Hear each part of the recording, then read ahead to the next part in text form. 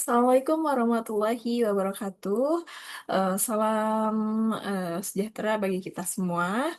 Yang saya hormati Bapak Ibu dosen serta teman-teman mahasiswa yang saya banggakan.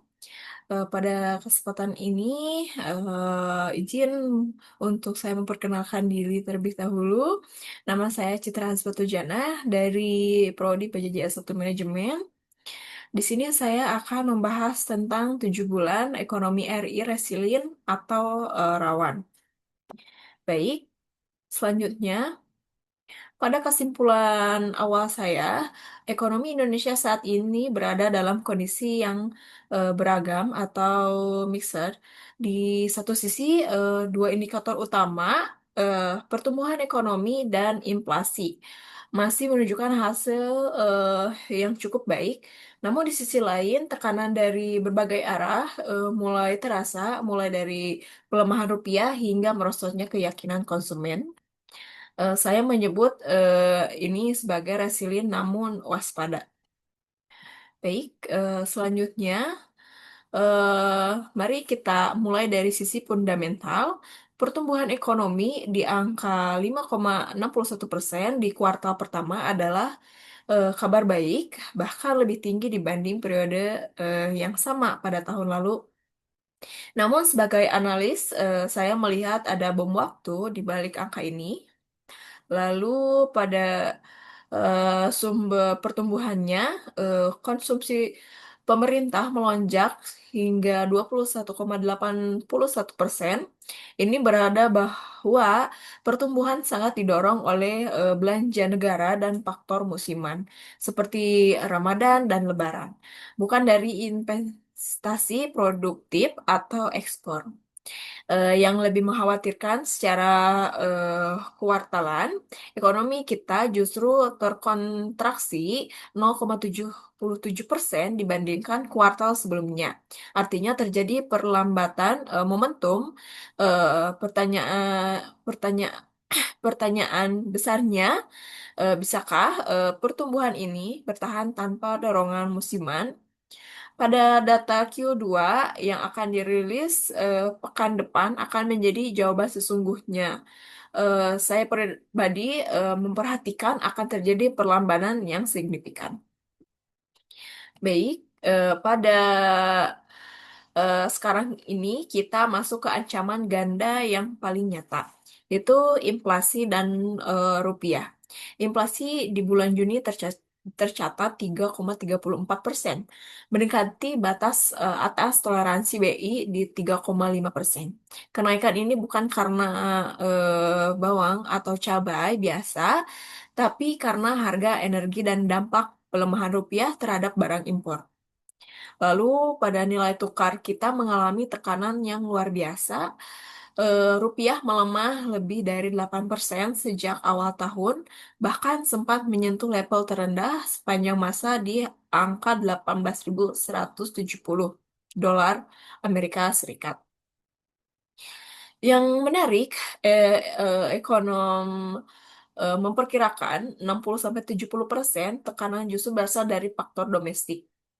Bahkan bukan global, artinya ada pekerjaan rumah besar di dalam negeri. Lalu Bank Indonesia merespon dengan menaikkan suku bunga acuan 100 basis poin menjadi 5,75%. Kebijakan ini memang diperlukan untuk menstabilkan rupiah, tetapi efek sampingnya adalah biaya pinjaman menjadi lebih mahal, lalu yang berpotensi menghambat investasi dan pertumbuhan kredit. Ini adalah pilihan sulit yang harus diambil untuk menjaga stabilitas. Baik, inilah bagian yang menurut saya paling kritis dan harus menjadi perhatian utama. Bisa dilihat pada tabel di samping, keyakinan konsumen turun sekitar 9,2 poin dalam 6 bulan. Lalu penjualan retail yang awal tahun masih tumbuh 5,7%, kini justru terkontraksi minus 3,9%. Lebih dari 32.000 pekerja kehilangan pekerjaan di semester pertama ini. Dan yang paling memprihatinkan, masyarakat mulai mengurangi tabungan dan menggunakan porsi pendapatan lebih besar untuk konsumsi.